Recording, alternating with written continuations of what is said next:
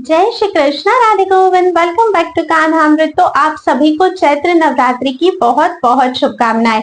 आज है महाअष्टमी, जिसे दुर्गा अष्टमी भी कहते हैं।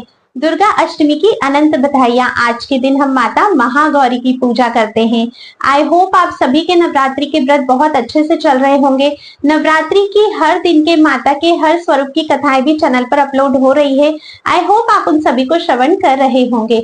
आज की इस वीडियो में हम लोग बात करने वाले हैं कि नवरात्रि में जो हमने माता की स्थापना की है, जो चौकी की स्थापना की है, चौकी का हमें क्या करना है। माता की पूजा, जैसे 9 दिन की पूजा समाप्त हो जाएगी, उसके बाद हमें विसर्जन कब करना है, चौकी का क्या करना है, चौकी पर रखे सामान का क्या करना है, कलश का क्या करना है, नारियल का क्या करना है, अखंड ज्योत का क्या करना है, अगर जवारे हम लोगों ने बोए हैं उसका क्या करना है, और अगर नवग्रह है तो उनका क्या करना है। मतलब चौकी पर जितना भी सामान है उनका क्या करना है, विसर्जन कैसे करना है, कब करना है, किन बातों का हमें ध्यान रखना है, इन सभी प्रश्नों के उत्तर आज इस वीडियो में आप लोगों को मिलने वाले हैं। तो वीडियो आप लोग एंड तक देखकर सारी बातें अच्छे से समझ लीजिएगा, ताकि कोई भी गलती आप लोग ना कर सके। क्योंकि विसर्जन की प्रक्रिया जब तक हम लोग सही तरीके से पूरी नहीं करते, नवरात्रि के व्रत हमारे पूर्ण नहीं माने जाते हैं।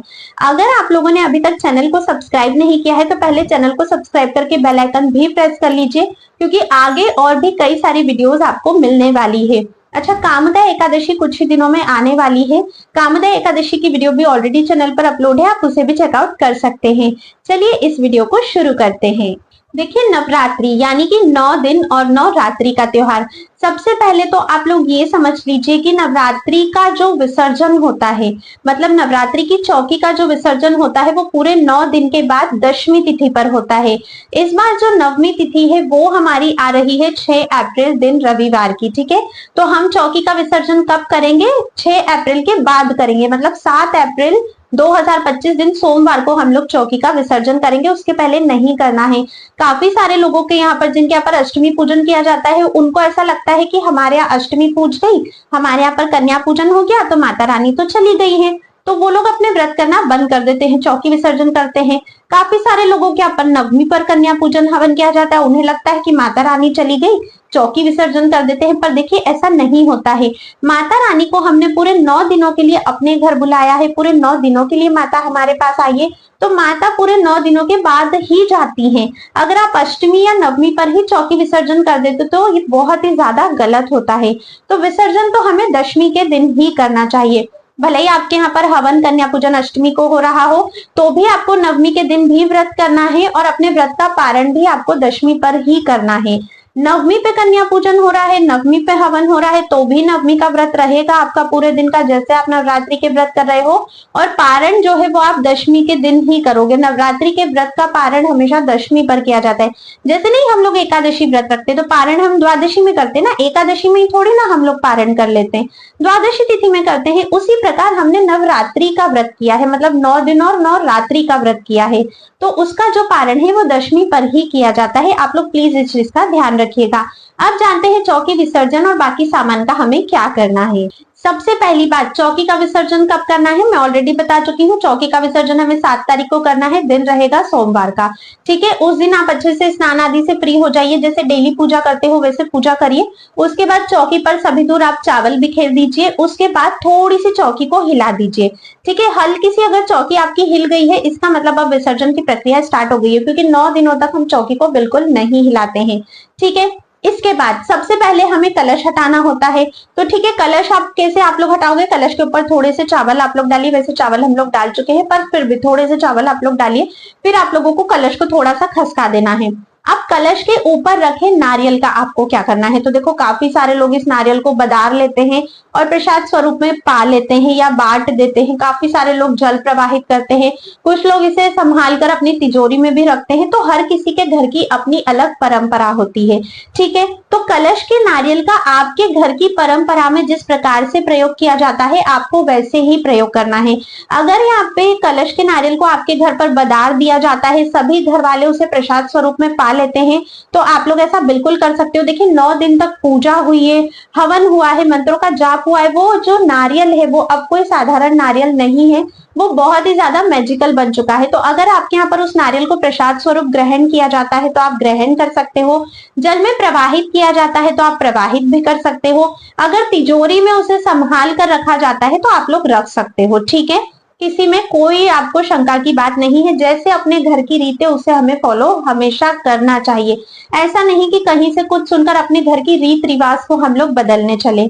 तो आप देखिए, कलश के ऊपर जो चुनरी आप लोगों ने रखी थी, तो उस चुनरी को या तो आप लोग माता रानी को ही ओढ़ा सकते हो वापस से, या फिर उस चुनरी को आप लोग किसी कन्या को दान भी दे सकते हो, या मंदिर में ले जाकर भी आप उस चुनरी का दान कर सकते हो। अब कलश के अंदर हम लोगों ने जो जल रखा था उसका हमको क्या करना है, तो देखिए कलश में आपने जो भी पत्ते लगाए थे उन्हीं पत्तों के द्वारा उस जल को आपको अपने पूरे घर में छिड़कना है। वो जल भी बहुत ज्यादा पावरफुल है, उसको अपने पूरे घर में छिड़क दीजिए। वॉशरूम में आपको उस जल को नहीं छिड़कना है, इस बात का ध्यान रखिएगा। उसके बाद फिर आपको जो बचा हुआ जल रहता है उसको आप किसी भी पौधे में डाल सकते हो, या फिर कहीं भी मैदानी जगह पर आप उसे डाल सकते हो। ऐसे ही उसे कहीं पर भी आपको नहीं फेंकना है। उसके अंदर जो सुपारी रखी थी, जो सिक्का, इलायची, लौंग रखी थी उसका, तो देखिए जो सिक्का आप लोगों ने रखा था वो आप लोग अपनी तिजोरी में संभाल कर रख लीजिए। उसके बाद जो इलायची थी, जो लौंग थी, जो सुपारी थी, तो इनको आप लोग यूज भी कर सकते हो। इलायची लौंग का भी यूज कर सकते हो, सुपारी का भी यूज कर सकते हो, या फिर इसको सुखाकर आप लोग किसी भी पेड़ के नीचे दबा सकते हो। मतलब जैसे कोई भी देव वृक्ष जो होता है ना, वहां थोड़ी सी मिट्टी खोदकर फिर उसके नीचे आप उसको दबा भी सकते हो। ठीक है, तो ये बात हुई कलश की। अब कलश अगर आपने धातु का रखा है, पीतल का या तांबे का रखा है, तो उसको आप लोग रीयूज कर सकते हो। अगर मिट्टी का कलश आप लोगों ने रखा है तो उसको आप लोग जल प्रवाहित कर सकते हो। कलश के नीचे हम लोगों ने चावल भी रखे थे, अष्टदल कमल या स्वास्तिक जो बनाया था। उन चावलों का क्या करना है, तो अभी इन चावलों को आप साइड में रख लीजिए, क्योंकि हमारी चौकी पर और भी बहुत सारे चावल है, इनका उपयोग मैं आपको बाद में बताऊंगी। इसके बाद अगर माता रानी की आपके पास तस्वीर है तो उसे आप अपने मंदिर में रख सकते हो। अगर मिट्टी की माता रानी की प्रतिमा है आपके पास तो उस प्रतिमा का आप लोगों को विसर्जन करना होता है। अगर धातु की प्रतिमा है तो उन्हें आप अपने मंदिर में रखकर नेक्स्ट ईयर आप लोग फिर से उसे यूज कर सकते हो। ठीक है, अगर आप लोगों ने नवग्रह का निर्माण किया था तो नवग्रह के ऊपर का जो कलावा है उसे भी आप अलग रख लीजिए। उनके नीचे के जो चावल है वो अभी वही रहने दीजिए। जो सुपारी हम लोगों ने रखी थी वो सुपारी आप किसी भी पूजा में यूज कर सकते हो, आगे आने वाली पूजा में या किसी भी कार्य में आप उस सुपारी का प्रयोग कर सकते हो। गणेश जी की जो हमने स्थापना की थी तो गणेश जी को जो जनेऊ हमने अर्पित की थी, वो जनेऊ अगर आपके घर में कोई भी धारण करता है तो वो प्रसाद स्वरूप धारण कर सकता है, या फिर आप मंदिर में जाकर किसी भी पंडित या ब्राह्मण को वो जनेऊ दे सकते हो। अगर गणेश जी आपके पास विग्रह रूप में थे तो आप उन्हें मंदिर में रख लीजिए। अगर आपने सुपारी रूप में गणेश जी स्थापित किए थे तो उनका भी आपको या तो जल विसर्जन कर सकते हो, या फिर आप उन्हें भी जो देव वृक्ष है वहां पर मिट्टी में गड्ढा खोद के आप लोग उन्हें भी वहां पर रख सकते हो। इस तरह से गणेश जी का भी हो गया। अब बात करते हैं कि आपने जो जौ बोए थे उनका आपको क्या करना है। तो देखिए जो जौ बोए थे उनमें से कुछ जो आपको निकाल करके अपने घर की तिजोरी में रखना चाहिए, कुछ जौ निकाल करके आपको अपने किचन जहां पर रसोई बनती है वहां पर रखने चाहिए, बहुत ज्यादा शुभ माना जाता है। कुछ जौ घर के सभी लोगों को ग्रहण करने चाहिए। डायरेक्ट अगर आप ग्रहण नहीं कर सकते हो तो कोई भी डिश में डालकर आप लोग उस जौ को ग्रहण कर सकते हो। जो बचे हुए ज्वारे रहते हैं उन्हें आप या तो गौ माता को खिला सकते हो या जल प्रवाहित कर सकते हो। ठीक है, उसकी जो मिट्टी थी, ज्वारे जिसमें बोए थे, उस मिट्टी को आप किसी भी गमले में, क्यारी में डाल सकते हो, यहाँ वहां नहीं फेंकनी है। उसका जो पात्र था अगर वो मिट्टी का भी है तो भी आप उसको रीयूज कर सकते हो, पर अच्छे से साफ करके धूप दिखाकर ही रीयूज करना है, और आप चाहो तो उसे आप जल प्रवाहित भी कर सकते हो। इसके बाद बारी आती है कि हमें अखंड ज्योति का क्या करना है। सबसे पहली बात तो अखंड ज्योति, जैसे नवमी तिथि आ जाती है तो नवमी तिथि के बाद फिर अखंड ज्योति में आप लोग घी डालना बंद कर दीजिए। अखंड ज्योत को कभी भी हमें खुद से नहीं बुझाना चाहिए, कोई छेड़छाड़ नहीं करनी चाहिए। आप घी डालना बंद कर दोगे तो धीरे धीरे जो दीप है वो अपने आप ही अस्त हो जाएगा। उसमें जो बहुत थोड़ा सा घी बच जाता है ना, अस्त होने के बाद उसे निकालने का प्रयास बिल्कुल भी मत करो।